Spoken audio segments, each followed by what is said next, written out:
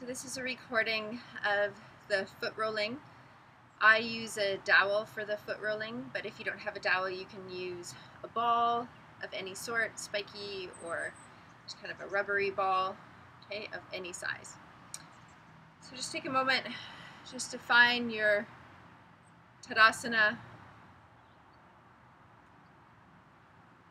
Notice how your feet touch the floor and the mat touches your feet. And then you're just going to ask your body which foot, which side you want to start on. And then just take an exhale and let the other leg bend, and then start to root into all the pads of the toes and the heel, and then bring your foot up and start to roll over the dowel. So one thing I have been playing with a little bit in this is noticing when you roll, sometimes the tendency is to become really stiff in the standing leg.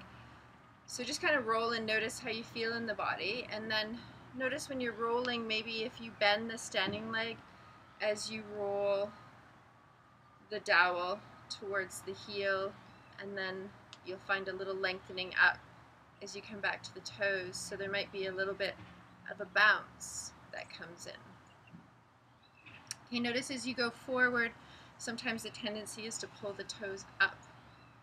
Okay, so we want to try to keep the toes relaxed and reaching through the toes.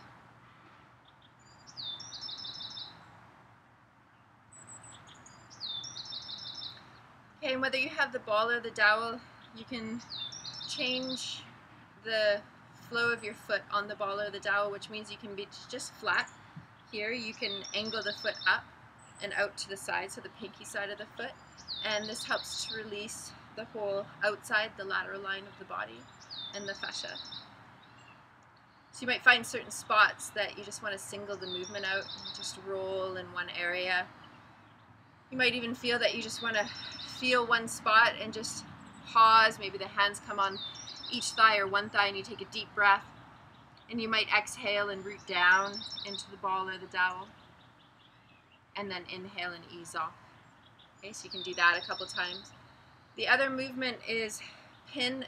It's a fascial release called pin and twist, which means you press into the ball or the dowel, and then as you do that you twist. So you just want to let the twist come through the whole body. So you keep leaning as you twist to help to nourish the fascia. Okay, you can also roll on the inside of the foot, which is going to affect the whole inside line up into the pelvic floor and the core.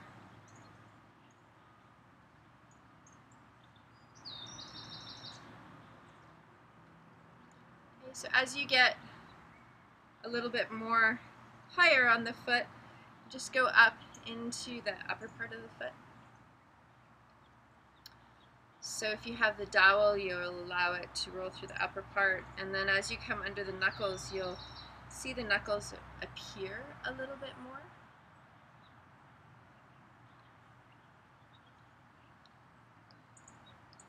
And then you can take some time. I notice this leg always externally rotates all the time on my standing leg, so I have to keep pausing and just kind of rolling in, feeling a little bit more of my big toe, my inner heel. Okay, and then when you feel ready, you're going to pause the dowel underneath the knuckles of the toes. Okay, the heels on the ground.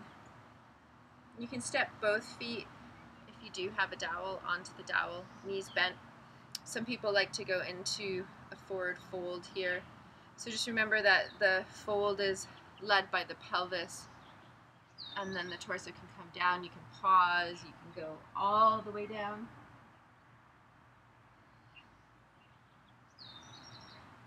And then you're rooting down and rising up, and then finishing off.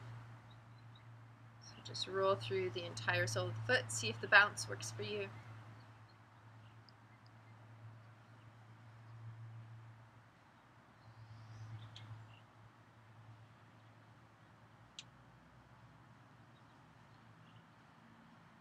Good. And then when you feel one side is complete, just pause and take a moment just to notice how you feel on the foot that you rolled out. You might close your eyes. You might sway a little bit. And then compare feet, compare the back of the calves, the back of the thighs. Notice how it releases all the way up through the back body, so you might even do a little lateral movement. Just notice how the side feels that you haven't released yet. Notice if you can feel a little bit of sliding and gliding on the side that you have released. Okay, so take a moment to exhale. Root into the standing foot on the other side, and then you're going to complete the rolling on this side. I'll demonstrate on this side towards the end with the ball.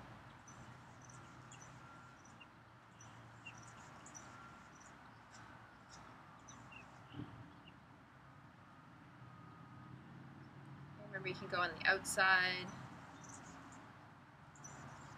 you might go on the inside, you might single the movement out into a specific spot. You might do a little pin and twist. You might just exhale and press down into the foot.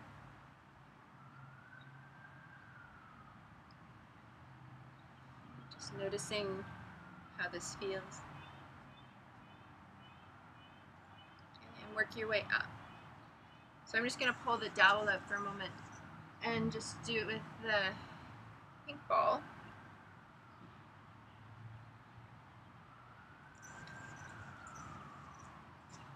So rolling through.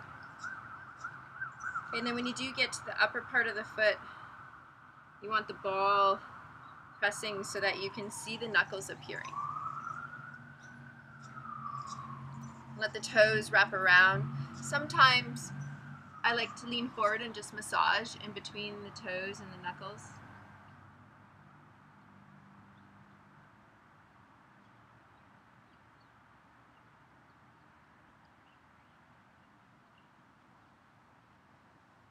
Keep noticing your breath.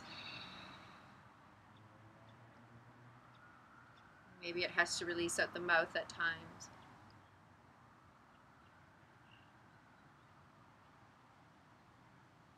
Good.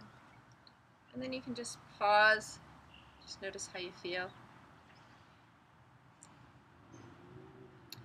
Okay, we're going to go into the top of the foot release. So the foot rolling releases the back line of the body, and the top of the foot releases the front.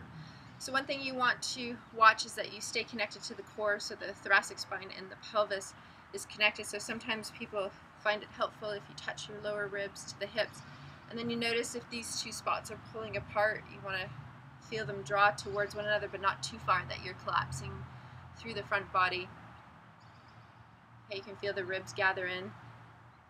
Sometimes putting a block in between the inner thighs and thinking of that you're pulling the block up towards the heart is another way of activating the core. Sometimes people think of exhaling and drawing each hip bone towards the belly button. You can feel the transverse connect.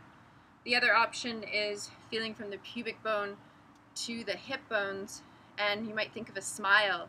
And so you can kind of think of lifting the corners of your smile up. Another option is to reach up through the tips of the ears, or to use the S sound.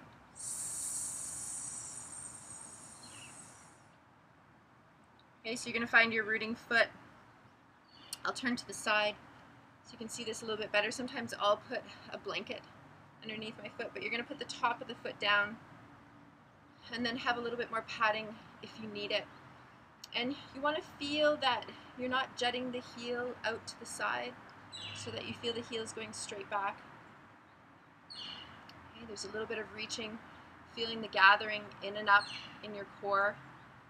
Arms might be by your side, you might face a wall, you might have them on your hips.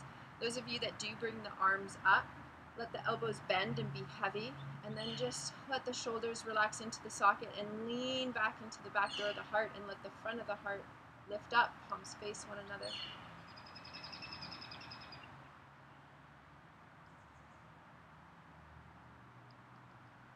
You can come out at times. If it's too much, you can come out early. You can get a little bit of rolling or shaking. Okay, so we'll just do the other side. So take a moment to exhale. Become heavy. As you get a little bit more advanced here, you'll find that you'll be able to allow the leg to go back a little bit farther, but at the beginning start closer. I'll show this one a little bit farther back. So I bend, I gather into my core, I pull in and up. My arms just float up. When I have the core, I soften and lean back into the shoulder blades.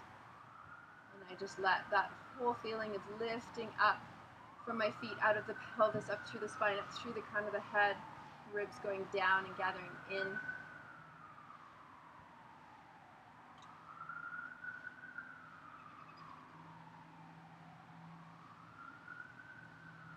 Give it a little shake out. So that is the foot rolling and the top of the foot release.